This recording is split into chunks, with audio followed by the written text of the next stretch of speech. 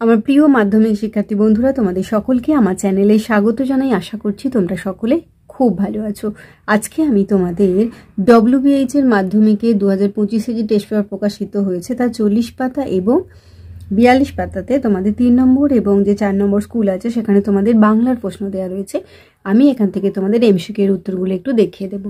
ইতিমধ্যেই যারা চ্যানেলটিকে সাবস্ক্রাইব করে নিয়েছো তাদের সকলকে অসংখ্য ধন্যবাদ জানাই। আর যারা নতুন দেখছো তারাও চ্যানেলটিকে সাবস্ক্রাইব করে নিয়ে সাথে থেকো। চলো তাহলে শুরু করছি। একের দাগের সঠিক উত্তরটি নির্বাচন করো। 1.1 পুলিশ স্টেশনে মুঠঘাট নিয়ে বসে থাকা বাঙালির সংখ্যা ছিল কয়টা? 6 জন। 1.2 নদের চাঁদ গর্ব অনুভব করতো, এটা হবে কয়েকটা নতুন রং করা ব্রিজটির জন্য।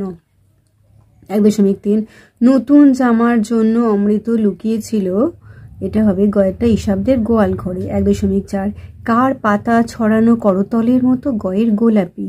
1.5 বাহুরুক কন্যার জীবন। বাহুরক শব্দের অর্থ হচ্ছে ক্ষয়টা ফিরে আসুক। 1.6 সেই হোক তোমার সভ্যতার শেষ পূর্ণ বাণী। সভ্যতার শেষ পূর্ণ বাণী হলো গয়েরটা ক্ষমা করো। হিমালয় যেন পৃথিবীর মানদণ্ড, উক্তিটি ক্ষয়েরটা কালিদাসের। 1.8 কানে কলম গুঁজে দুনিয়া খোঁজেন কয়ের দার্শনিক। 1.9 অনেক ধরে ধরে টাইপরাইটারে লিখে গেছেন মাত্র একজন, তিনি হলেন গয়ের অন্নদাশঙ্কর রায়।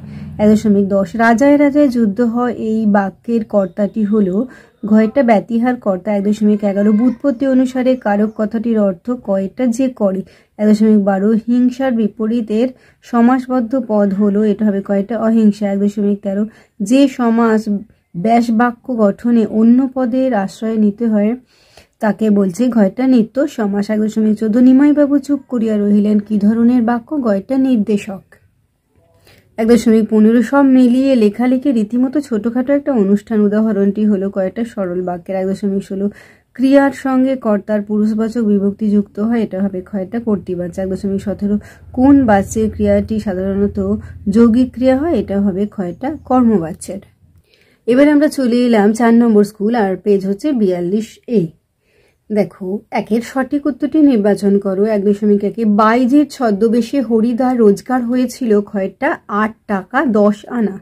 1.2 নদের চাঁদ স্টেশন মাস্টারে চাকরি করছে, গয়েরটা 4 বছর। 1.3 অপূর্ব পিতার বন্ধু ছিলেন, এটা হবে গয়েরটা নিমাই বাবু। 1.4 বজ্রশিখার মশাল জেলে কে আসছে? কয়ের ভয়ঙ্কর।